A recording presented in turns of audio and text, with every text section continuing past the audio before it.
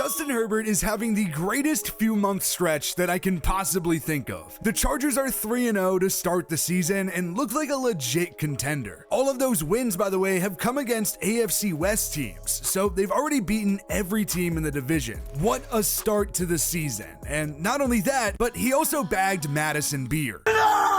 Sorry.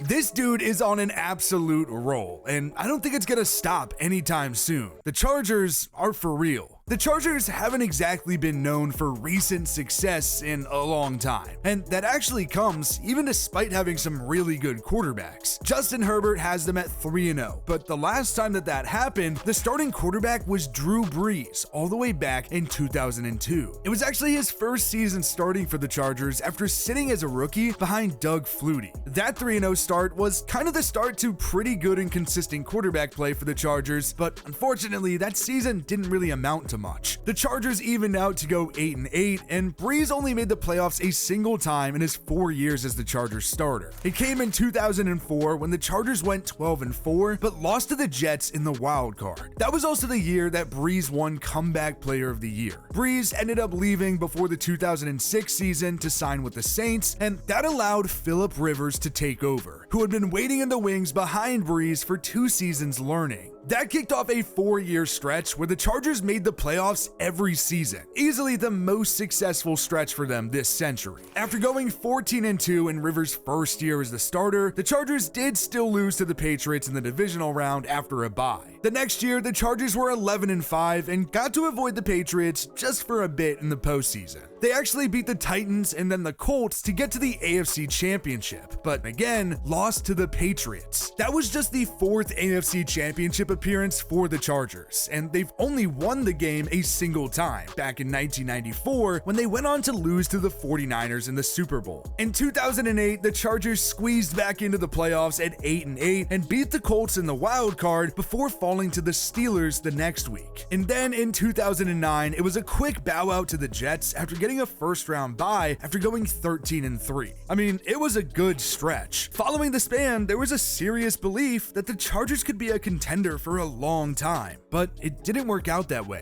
The Chargers only got to the postseason once in the next 8 years. It was actually the season that Philip Rivers won Comeback Player of the Year in 2013. It was a solid 9-7 season with a playoff win over the Bengals before losing to the Broncos. And during that 8-year stretch, the Chargers also moved to Los Angeles from San Diego. Rivers, nearing the end of his time with the Chargers, had one more playoff run in him in 2018. That was a good team. I remember thinking that it was Rivers' last shot to win or even get to the Super Bowl, but they obviously didn't. They went 12-4 and beat the Ravens, but then, of course, lost to the Patriots. Rivers had a whole career, a very good one at that, and it has losses to the Patriots and Tom Brady in the playoffs at the beginning, the middle, and the end. It really says a lot about Tom Brady. But anyways, Rivers retired after the next season, and suddenly the Chargers needed a new quarterback. And you know where I'm going with this. The Chargers needed to replace Philip Rivers, and they had that chance at the 2020 NFL Draft. That was a pretty crazy quarterback draft. Joe Burrow went first overall, so there was no chance of the Chargers landing him at 6, but the question was, who would drop to them? Well, the Dolphins had the 5th overall pick, and they needed a quarterback, but ended up going with Tua Tagovailoa. Probably a decision that they'd want back, considering that Herbert went with the next pick. Jordan Love also went in that same draft at 26, and Jalen Hurts was a 2nd-round pick. Herbert started across 4 seasons at Oregon and was considered a good quarterback prospect for a while, and it's safe to say that it's worked out. He entered his rookie year as the backup to Tyrod Taylor, a seasoned vet who, by the way, is still kicking it in the league, but Herbo didn't have to wait very long to start. You might remember that insane situation in week 2 that thrusted him into the starting role. Me and Jackson were actually at a Buffalo Wild Wings, and I remember getting that notification that Tyrod wasn't going to play because the team doctor accidentally punctured his lung. Herbert was forced to take over, and he played solid in his NFL debut against the Chiefs. They did ultimately still lose, but it was promising. He had 311 passing yards, a touchdown, a pick, and also rushed for a touchdown. The Chargers took the Chiefs all the way to OT, but lost 23-20. That was only the beginning, that's for sure, because Herbert just got running. He had a great rookie season, one of the best ever. He was the Offensive Rookie of the Year after he had a rookie record 28 touchdowns and threw for 4,000 yards with just 10 picks and rushed for 5 touchdowns. The Chargers still weren't great though. They went 6-9 and Anthony Lynn got fired. Despite that, Herbert didn't have a sophomore slump the next year. He actually had a career-high 38 touchdowns and 5,014 yards that came with 15 interceptions and 3 rushing touchdowns. The Chargers were improved, going 9-8, but then in 2022, the Chargers finally got back to the playoffs. They went 10-7 and faced off against the Jaguars in the wild card. That was such an iconic game because the Jaguars were down 27 and came back to win it 31-30. It truly was a Brandon Staley masterclass. That year, Herbert had 25 touchdowns to 10 picks, and his numbers went up in 2023 with 20 touchdowns, 7 picks, and 3 rushing touchdowns. Unfortunately though, the Chargers had a bad year, finishing just 5-12. Staley ended up getting fired during the season, and Jim Harbaugh got the job. That was a really cool beacon of hope for the Chargers. He was fresh off of winning the national championship at Michigan and had already had success at the NFL level, even getting the 49ers to a Super Bowl. You could argue that it was the best season for Herbert yet. He did only throw for 23 touchdowns and then had 3,870 yards, but he had just 3 interceptions. It was only the second time in his career that he's had less than 10. It was an impressive change, and he even rushed for a career-high 306 yards plus 2 touchdowns. The Chargers were impressive. They went 11-6, the best record for the Chargers since Rivers' last playoff run, but even then, the Chargers still lost in the wild card to Houston. Even with how good Herbert has been in the regular season, he doesn't have a playoff win. It's Patrick Mahomes at the mountaintop, and then Joe Burrow, Lamar Jackson, and Josh Allen are all fighting for that number 2 spot. Herbert hasn't even been in that conversation, but all it takes is 1 year to change it all. The way the Chargers' schedule worked out this season was all 3 AFC West teams to open up the season, and frankly, that's not an easy stretch. Their first game was in Brazil against the Chiefs. The Chargers got up 10 early, and Quentin Johnson scored his second touchdown with 5 minutes to go to lead by 9. I will say he has been surprisingly good this season, and it's good to see after his struggles to start his career. He already has 14 catches for 239 yards and 3 touchdowns. That was really a tone-setting win for the Chargers, with Justin Herbert tossing 3 touchdowns in the matchup. Then in week 2, it was admittedly the easier matchup for the Chargers, but it came on the road against the Raiders. Johnston had another touchdown, and Keenan Allen caught a touchdown for the 2nd straight week too. I'm sure all you guys agree, it's just been really cool to watch him back with the Chargers, and it's honestly impressive just how important he's been to the Chargers offense. He's up to 19 receptions on the year for 194 yards and 3 touchdowns. The Chargers took care of business 20-9 to move on to 2-0. And then came Denver at home, and it was a very back-and-forth matchup. The Chargers raced out to a 10-0 lead with an Omarion Hampton touchdown. Then the Broncos led by a touchdown twice, but it didn't matter. The Chargers came up big. Justin Herbert found Keenan Allen for a 20-yard touchdown to tie the game with 2:37 remaining, and then Cameron Dicker drove a 43-yarder to win 23-20. It's been one heck of a season for the Chargers so far. Herbert has looked great. He has 860 yards, the most in the league by the way, 6 touchdowns and a pick with a 66.7 completion percentage. Johnston and Keenan have both been the top receivers, and then Ladd McConkey's in there with 15 catches for 163 yards. Omarion Hampton has been the lead back with 42 carries, 142 yards and a touchdown, but he might need to do a lot more now. Najee Harris suffered an Achilles injury on Sunday that'll probably cause him to miss the entire season. Regardless, it's been an impressive start for the Chargers, and Justin Herbert deserves a lot of credit for it. There's this certain narrative around his career, but playoff success and dating a pop star is definitely the way to change that narrative.